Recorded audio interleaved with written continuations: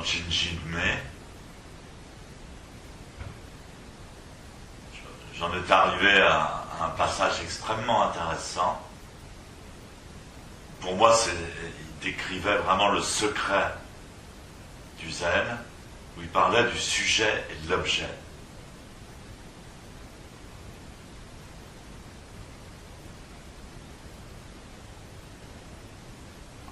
Le truc extraordinaire, c'est que il y a certaines choses qu'on peut faire en dehors du zazen, en dehors du temps de zazen, certaines concentrations qu'on peut faire,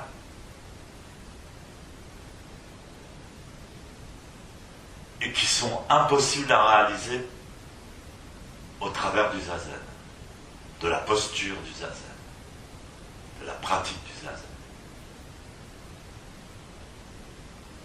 Notamment, par exemple, j'arrive par exemple, à me faire de l'auto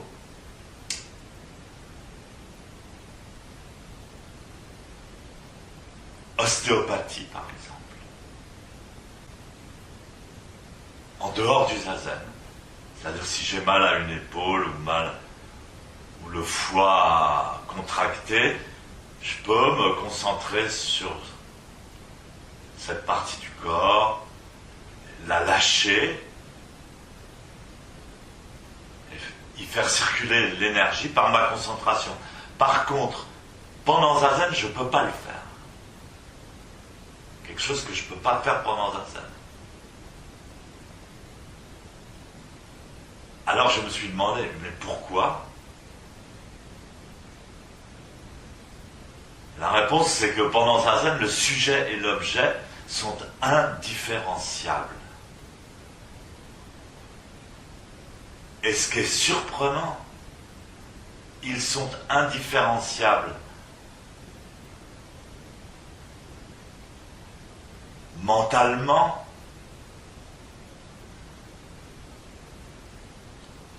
mais également physiquement.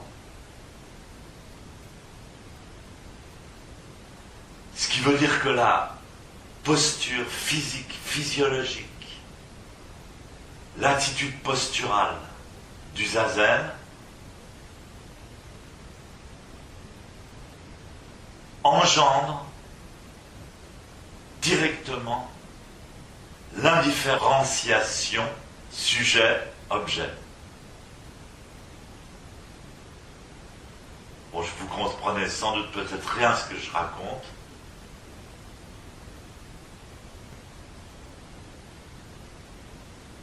C'est-à-dire le corps lui-même pense d'une manière indifférenciée, sublime.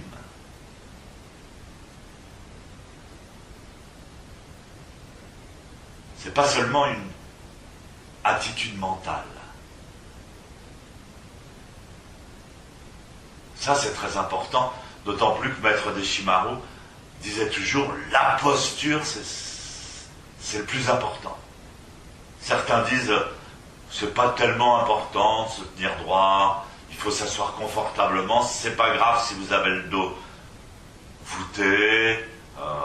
Donc alors on voit des moines Shaolin qui font des choses extraordinaires, des grands écarts, des sauts périlleux, ils se mettent, ils tiennent en équilibre sur la pointe d'une lance, etc. Et puis après ils s'assoient en zazen, ils sont complètement avachis.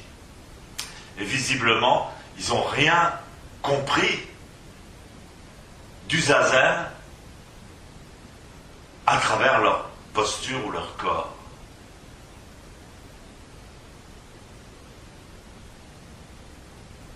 Et donc on essaye de comprendre avec son corps lui-même.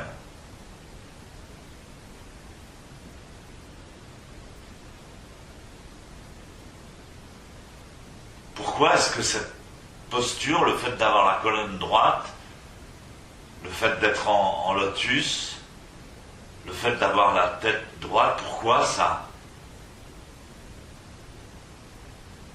bouleverse notre appréhension de la réalité. C'est incroyable, mais vrai.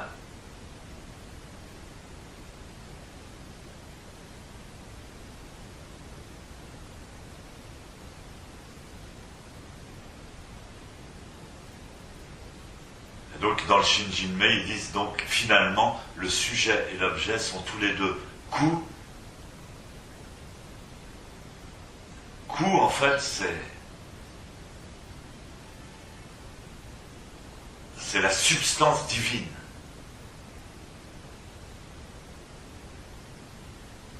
Si on dit Dieu, ça sous-entend tout un tas d'imagination, tout un tas de sentimentalisme. Quand on dit ku, c'est simplement la substance de laquelle est constitué Dieu. Il est ku. Dieu c'est ku.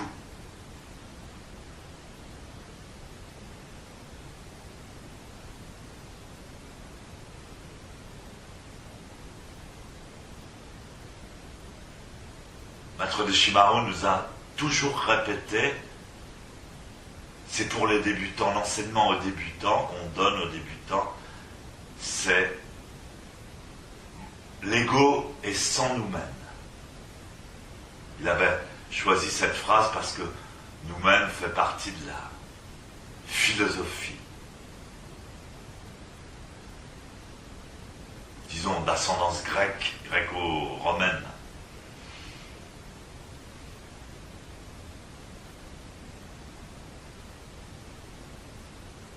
Donc les gars, ils arrivaient au zen, dans le zen, je veux abandonner mon ego, ils parlaient d'ego.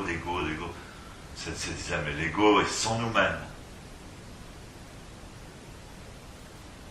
Alors le nous-mêmes, c'est ce qui existe.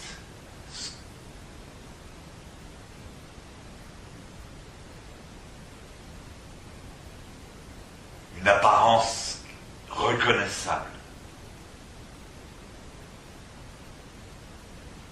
Qui fait que par exemple, quand on voit une pomme, on dit c'est une pomme.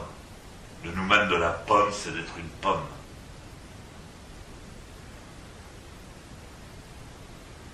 L'ego est sans nous-mêmes, il n'a pas de nous-mêmes. Il faut réaliser ça quand on est débutant. C'est le premier pas, c'est de réaliser le non-nous-mêmes.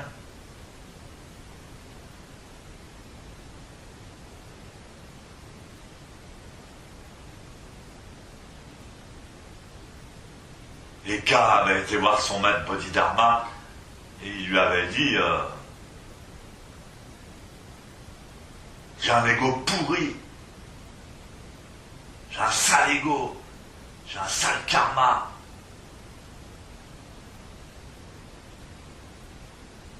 J'ai fait des choses mauvaises dans ma vie. Bodhidharma lui a dit apporte-moi ton ego, montre-le-moi.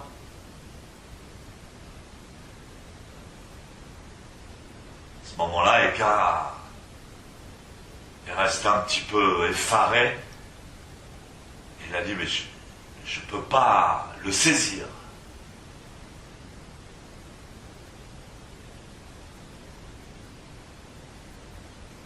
Il a dit, alors si tu ne peux pas le saisir, ça veut dire que tu en es déjà libéré.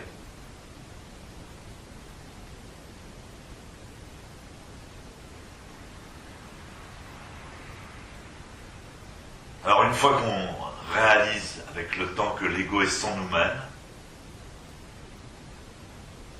c'est-à-dire que notre personnalité, ce qu'on croit être nous-mêmes, est en réalité universelle.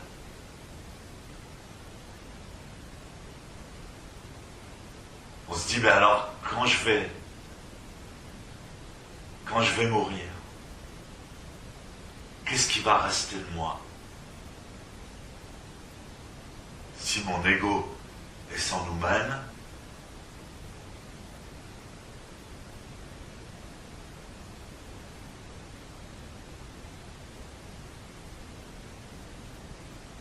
moi j'ai fait une réponse à la phrase de mon maître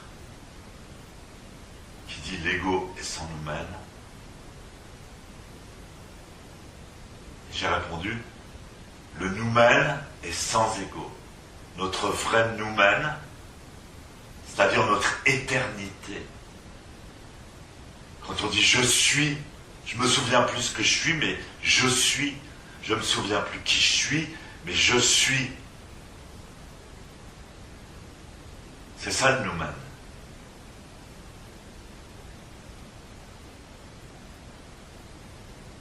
Notre véritable moi éternel est sans ego.